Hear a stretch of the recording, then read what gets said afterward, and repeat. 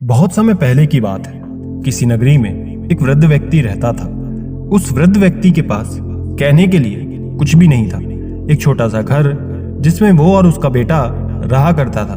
उसके पास एक छोटा सा अस्तबल था जिसमें वो वृद्ध व्यक्ति एक घोड़े का पालन पोषण किया करता था। लेकिन उस राज्य का राजा उस वृद्ध व्यक्ति से बहुत ईर्ष्या किया करता था, क्योंकि उस वृद्ध व्यक्ति के पास एक ऐसा सुंदर सफेद घोड़ा था जो कि बहुत आकर्षक था, जो सभी का मन मोह लेता था और एक ऐसा घोड़ा आज तक देखा ही नहीं गया था।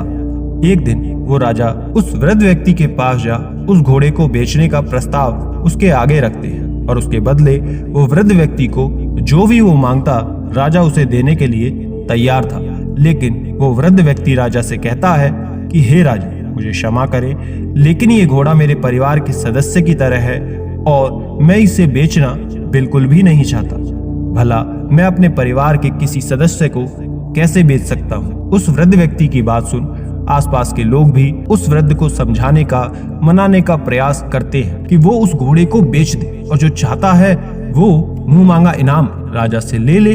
लेकिन वृद्ध ने किसी की बात नहीं सुनी और उसने मना कर दिया, जिसके कारण राजा को खाली हाथ ही महल लौटना पड़ा। एक दिन वृद्ध व्यक्ति सुबह सुबह अपने अस्तबल की तरफ जाता है तो देखता है कि वो सफेद घोड़ा वहां पर है ही नहीं। थोड़ी देर बाद जब आसपास के लोगों को ये पता चलता है तो सब वहां पर एकत्र हो जाते हैं और वृद्ध व्यक्ति से कहते हैं कि तुम मूर्ख हो, तुमसे उसी समय कहा था कि इस घोड़े को बेच दो और बदले में मुंह मांगा धन ले लो, जिससे तुम अपना जीवन खुशी खुशी जी सकोगे।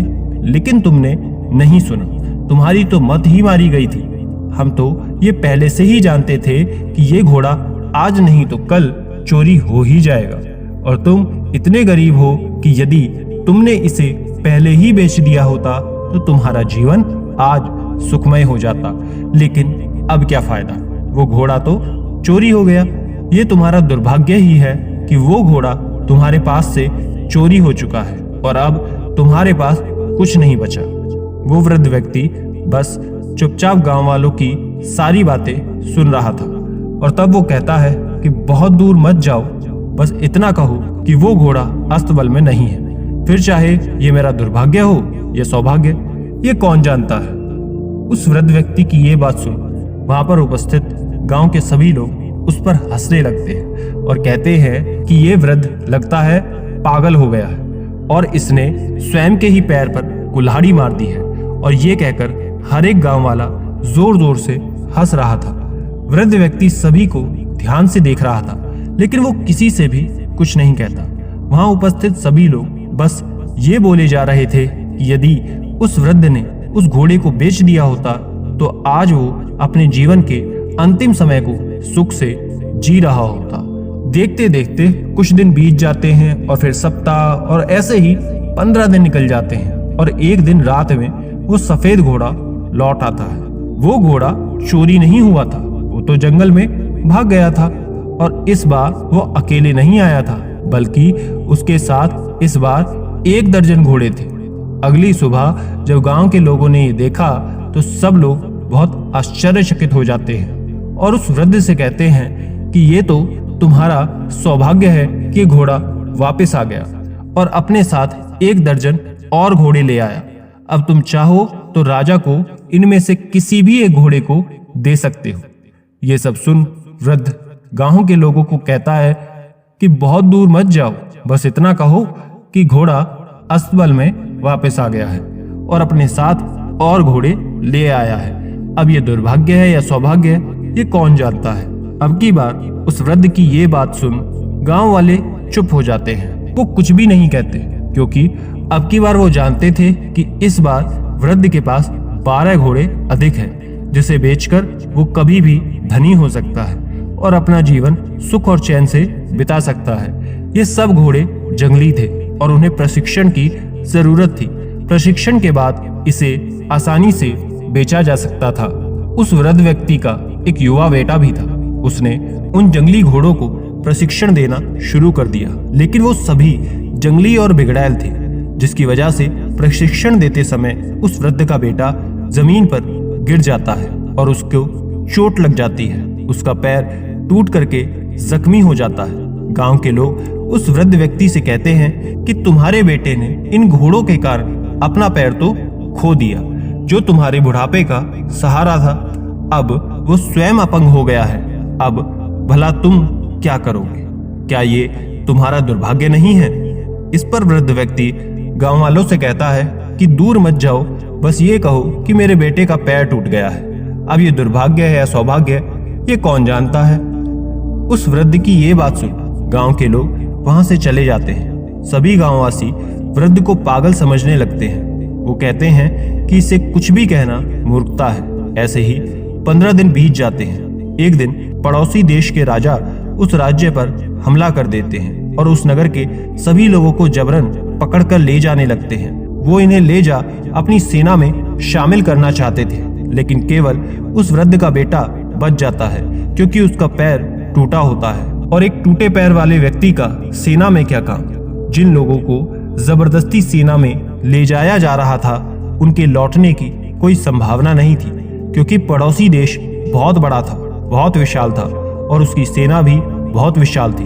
और दूसरी तरफ ये राज्य बहुत ही छोटा था और उनके पास सैन्य बल भी बहुत कम था, जिसके कारण ये राज्य हर युद्ध हार रहा था। अपने सगे संबंधी को, बच्चों को जाते देख सभी लोग रो रहे थे। वो उनको वापस लाना चाहते थे। वहीं दूसरी तरफ वो वृद्ध व्यक्ति और उसका बेटा आराम से अपने घर में बैठे हुए थे।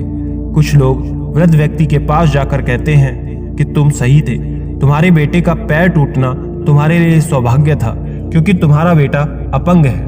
यदि वो सही होता तो उसे भी आज पकड़कर सेना में ले जाया जाता, लेकिन आज वो बच गए। ये तुम्हारी खुशकिस्मती ही है कि तुम्हारा बेटा अपंग ही सही, लेकिन तुम्हारे साथ है।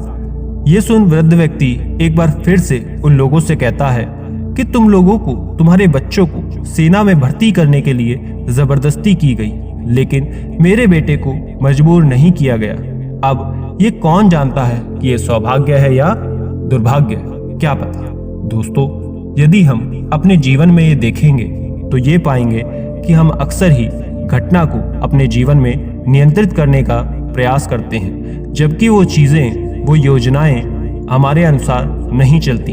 तो ऐसे में क्या अच्छा होगा या फिर क्या बुरा होगा, ये कौन जानता है। लेकिन यदि हम उन घटनाओं को नियंत्रित कर लेते हैं और वो घटना हमारे हिसाब से होती हैं, तो हम बहुत खुश होते हैं। लेकिन वहीं पर यदि उसका उल्टा असर देखने को मिलता है तो हम बड़े निराश हो जाते हैं। हम अक्सर किसी भी घटना में, किसी भी परिस्थिति में निर्णय लेने में तेजी करते हैं, चाहे वो निर्णय सही हो या फिर गलत, चाहे वो अच्छा हो या फिर बुरा, ये कौन जानता है। क्या आप जानते हैं कि आपने जो निर्णय लिया है वो सही है या गलत, उसका परिणाम क्या होगा। हमारे साथ आज जो भी गलत हो रहा है, हो सकता है वो आपको आज ठीक ना लग रहा हो, लेकिन हो सकता है कि आने वाले समय में इसका ही हमारे जीवन पर बहुत अच्छा प्रभाव पड़ जाए। और ऐसा भी हो सकता है कि आज जो आपके साथ जो भी घटनाएं घट रही हैं, वो अभी आपको सही लग रहा हो, लेकिन हो सकता है इसका बाद में प्रभाव बुरा हो। इस कहानी में वृद्ध व्यक्ति निर्णय नहीं ले रहा है, वो बस जो भी परिस्थिति उसके आगे आ रही है उसे स्वीकार कर लेता है। वो तो सुख और दुख दोनों ही भाव में संभाव है और संभाव को ही उच्चतम रूप माना जाता है, जिसे हम अनुभव कर सकते हैं। यदि आप अपने जीवन में खुश रहना चाहते हैं तो अपने जीवन में कभी कोई भी निर्णय जल्दबाजी में ना करें, बल्कि समय लेकर करें, क्योंकि हो सकता है जो अभी आपको अभिशाप जैसा लग रहा है, आगे जाकर वो आपके लिए सौभाग्य साबित हो। आशा करते हैं आपने ये बात जरूर सीखी होगी। कमेंट करके हमें जरूर बताना और चैनल को सब्सक्राइब करके बेल आइकन दबाना ना भूलें, ताकि ऐसी कहानियां रोज आप तक पहुंच सकें। और ऐसी कहानियों के लिए स्क्रीन पर दिखने वाली वीडियोस को एक बार जरूर देख लें। नमो बुद्धाय। धन्यवाद।